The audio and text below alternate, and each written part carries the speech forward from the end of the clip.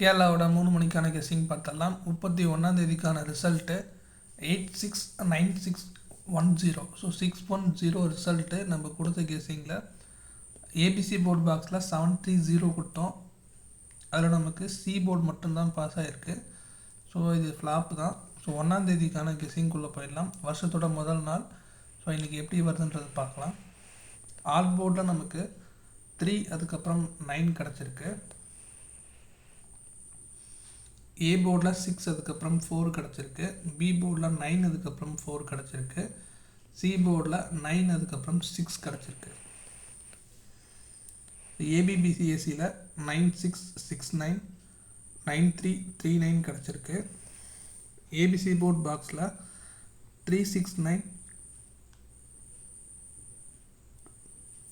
அதோட பவர் நம்பரான 184 கிடச்சிருக்கு.